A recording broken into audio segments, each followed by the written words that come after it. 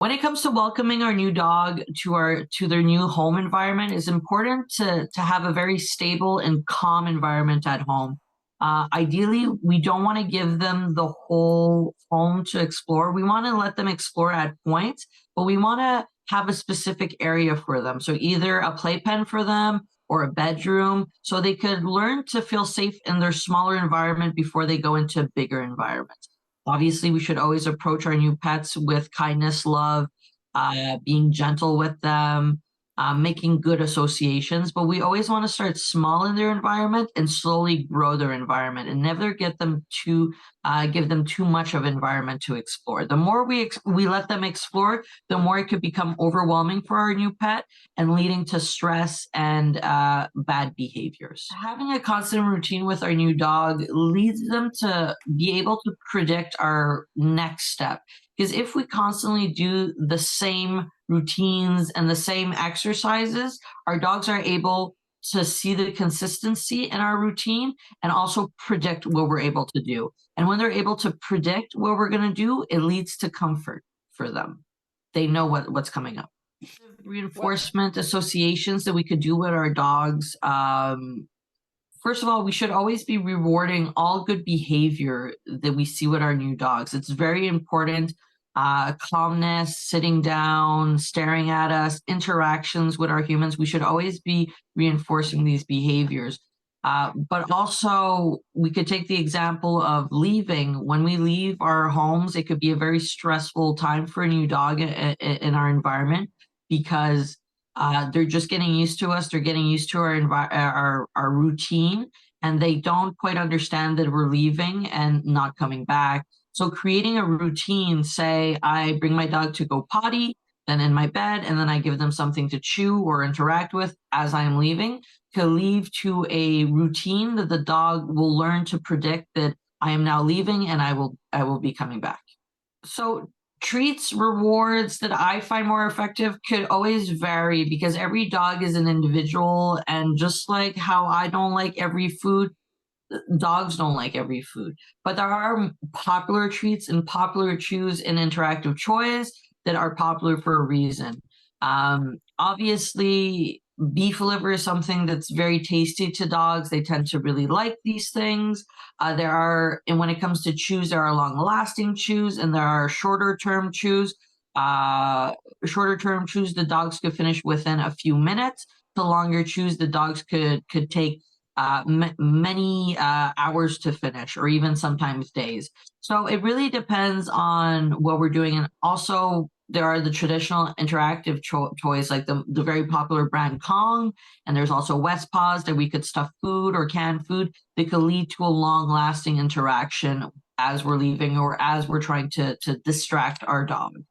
So it's very important to always make one-on-one activities, time bonding with our new dogs. This is what's creating the bond of doing short training sessions. So what is always recommended is to do at least one 5 to 10 minute training session with our dogs.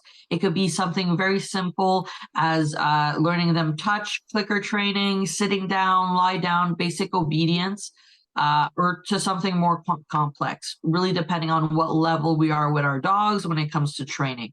But always try to find a minimum of 5 to 10 minutes to create a training session. Ideally, we should be doing it 2 to 3 times a day, but at least a minimum of one per day. And we're never going towards a very long training session. We want to make them short and very exciting and fun. So we're looking at the 5 to 10 minutes maximum with our dogs.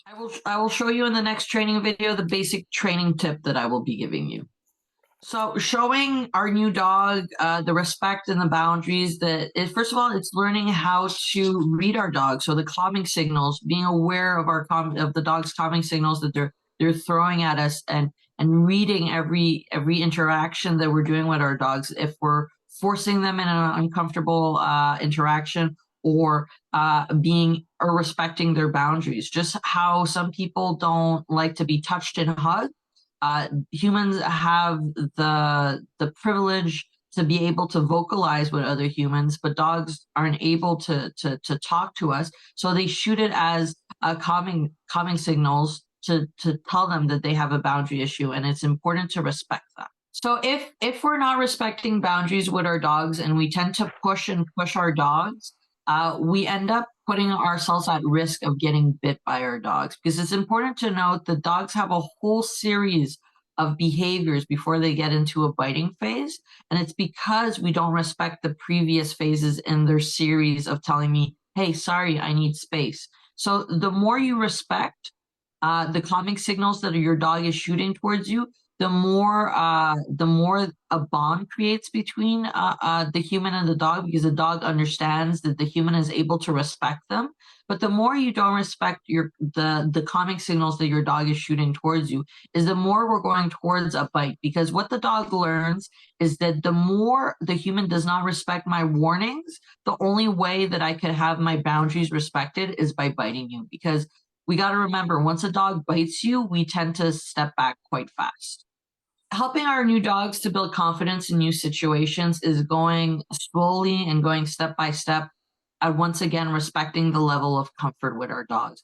If we go into a new environment and we notice that our dogs are immediately uncomfortable with this new environment, we need to look and step back. We need to look at what's happening and we need to step back. So if we notice that we're going to a new park for the first time, but we notice that our dog is comfortable in the car, but not in this new park.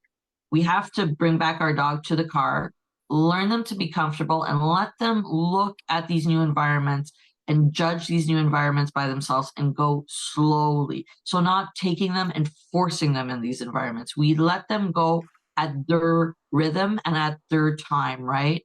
But we always have to start with an area where they're comfortable and slowly grow into a discomfort area, but with a lot of confidence, a lot of praise, which is very important. So we need to be happy. We need to praise them when they make good decisions about stepping away from the comfort zone of the car, as an example, and going towards a discomfort zone as the park.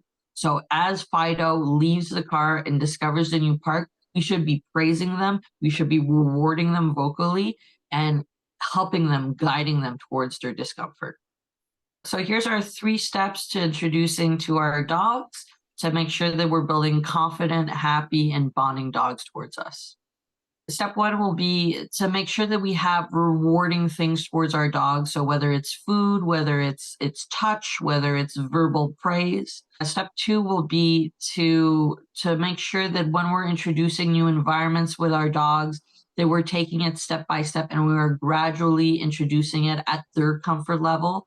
And then step 3 will be important to learn how to read our dogs, the calming signals that they're shooting towards us, and that we're able to respect their boundaries. I hope this video will help you with building confidence and bonding with our dogs. I'll see you in the next video.